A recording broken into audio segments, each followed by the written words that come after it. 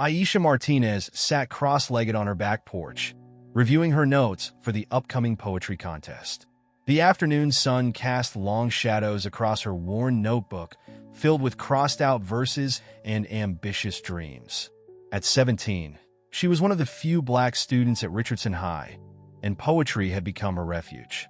Her latest piece explored her grandmother's journey north during the Great Migration, but something was missing from the verses. A loud thud interrupted her thoughts. Peering around the corner of the house, she spotted an elderly white man sprawled on the ground near her mother's flower bed. His cane had rolled away, and he was struggling to get up, his movements confused and jerky. "Sir, are you okay?" Aisha approached cautiously, her heart racing. The man looked up, his blue eyes clouded with pain and embarrassment. "I'm Harold," he managed, grimacing. "Seems my legs aren't what they used to be." Without hesitation, Aisha helped him up, supporting his weight as they made their way inside. Harold's clothes were clean but dated, and his hands trembled slightly as he gripped her arm. Once seated at the kitchen table with a glass of water, Harold's confusion began to clear. "You remind me of the medics in Nam," he said suddenly, his voice distant. "Always ready to help, no questions asked." He began talking about his time as a combat engineer in Vietnam, about the friends he'd lost and the horrors he'd witnessed. Aisha listened, drawn in by the raw honesty in his voice. Something in the way he spoke, unguarded and genuine, made her forget about their obvious differences. As Harold shared his stories, an unexpected connection formed between the teenage poet and the wounded veteran, bridging generations of experience and pain. Over the next few weeks, Harold became a regular visitor to Aisha's porch. He'd bring old photographs and newspaper clippings, teaching her about moments in civil rights history that her textbooks barely mentioned. Their conversations ranged from the Montgomery bus boycott to the March on Washington, with Harold providing firsthand accounts of the tension and triumph of those years. At school, Aisha's days were markedly different. She endured whispered comments in the hallways and found racist notes stuffed into her locker. During lunch, she sat alone, watching other students cluster in their familiar groups. Her poetry notebook became both shield and sword, filled with verses about isolation and resilience.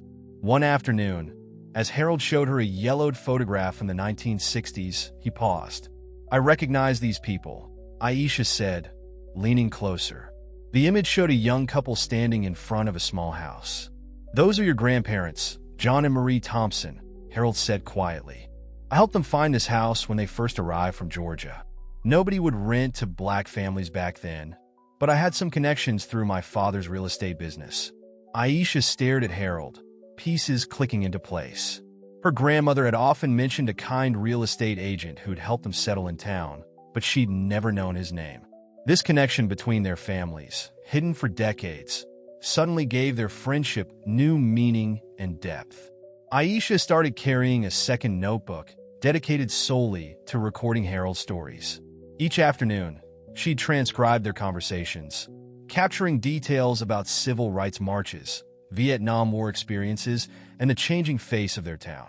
Her poetry began to evolve, incorporating these historical threads into her personal narrative. During lunch period one day, instead of hiding in the library, she approached her English teacher, Mrs. Reynolds, with a proposal. "I want to organize a diversity awareness event," she explained, spreading out her notes. "Something that connects our town's history to today's issues." Mrs. Reynolds listened intently as Aisha outlined her plan to have community members share their stories of change and challenge. Harold threw himself into helping with the event preparations. He contacted other veterans and civil rights activists he knew, creating a network of speakers willing to share their experiences. In his garage, they found boxes of old photographs and documents that could serve as visual aids. As they sorted through the materials, Harold shared more stories about the town's transformation over the decades. The preparation process strengthened their bond. Aisha saw how Harold's eyes lit up when talking about positive change, and he witnessed her growing confidence as she developed the program. Together, they crafted an event that would challenge their community to confront its past while building bridges toward the future. The announcement of the diversity event sparked immediate backlash. A group of students started an online petition to cancel it, claiming it would create unnecessary division.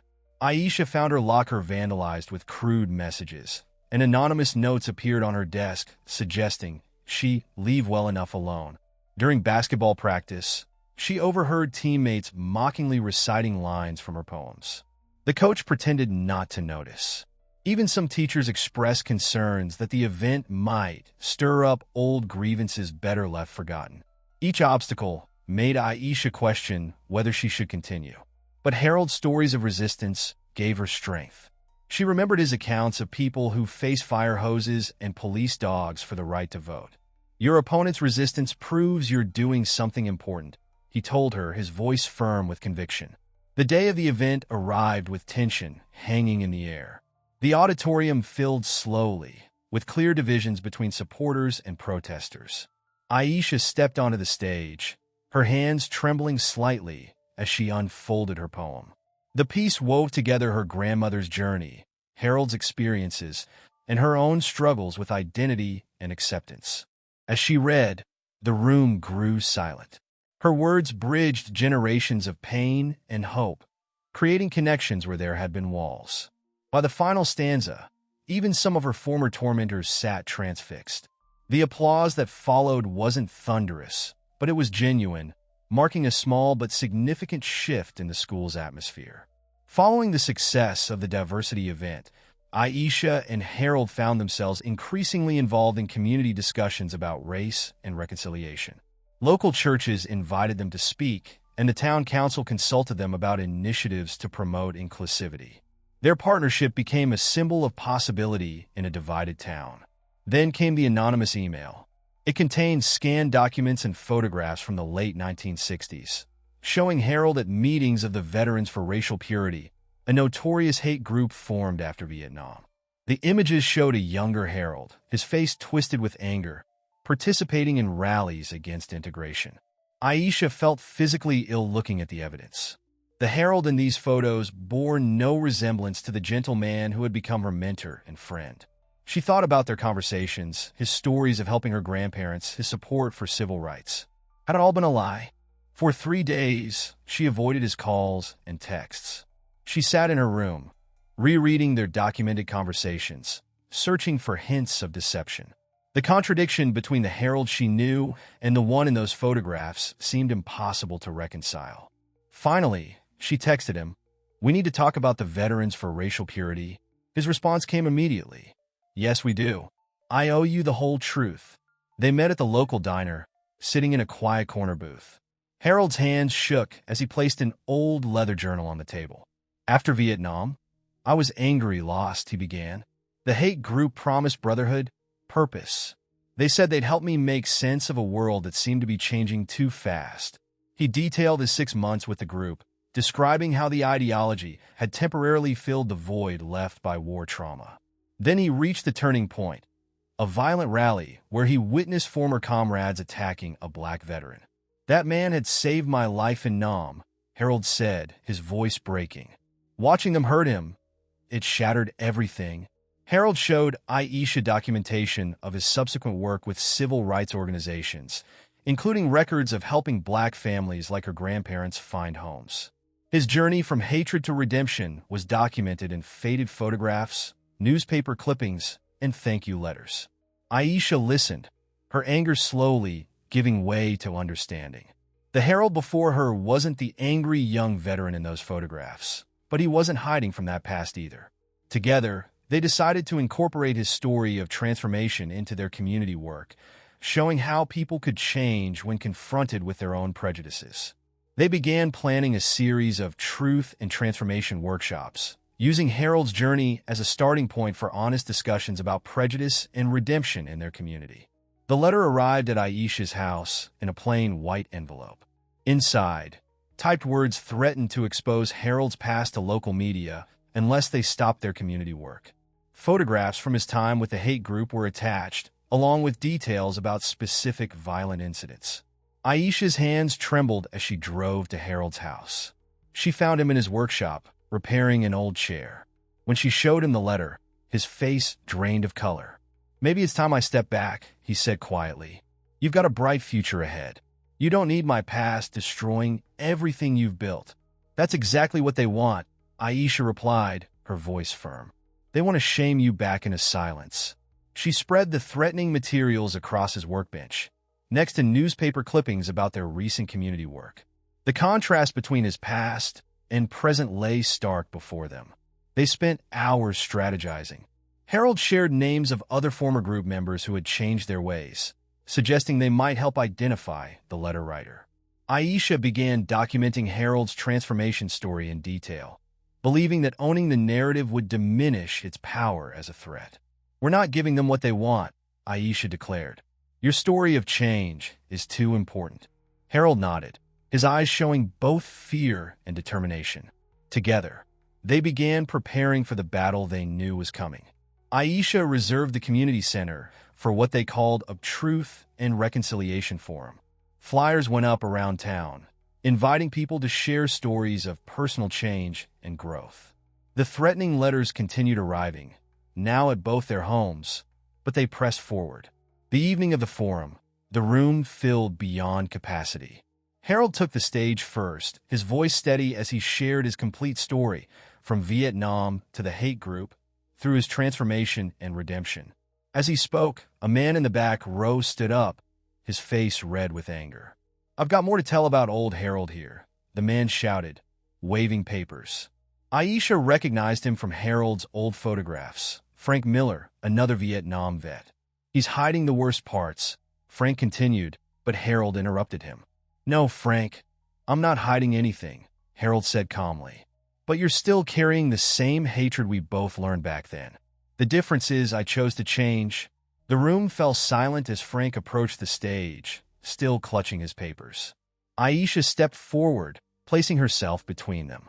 Mr. Miller, she said, you've been sending the letters, haven't you? Frank faltered, seeing the lack of fear in her eyes.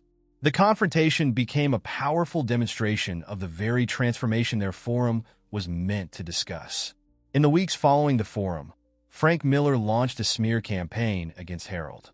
He created a website filled with old photographs and allegations, sent letters to local businesses that supported their programs, and even picketed their events with a small group of supporters. Harold started avoiding public places, the weight of exposed past growing heavier.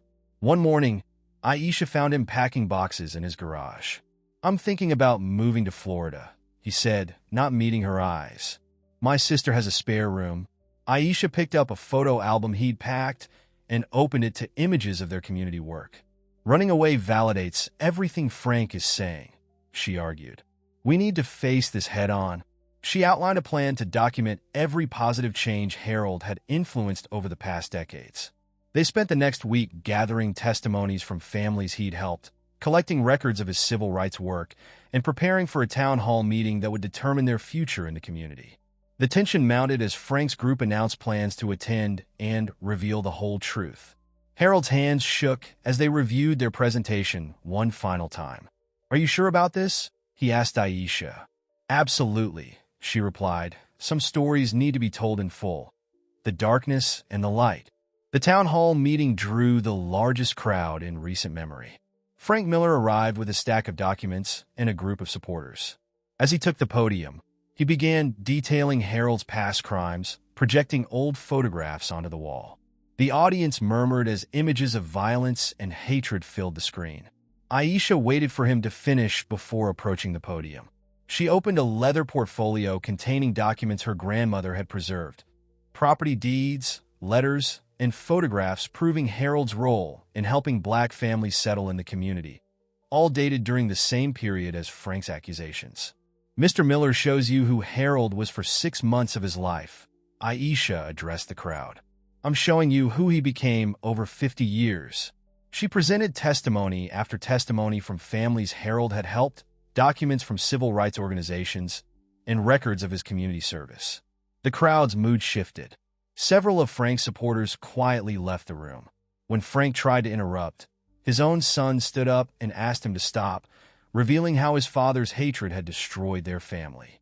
The meeting ended with the community voting to name their new multicultural center after Harold. Months later, Aisha and Harold sat on her porch, watching children play in the street. Sometimes the hardest stories to tell are the most important ones, she said, showing him her college acceptance letter. She'd be majoring in social justice and creative writing. Harold smiled, his eyes moist. And sometimes, he replied, the most important changes start with admitting who we used to be.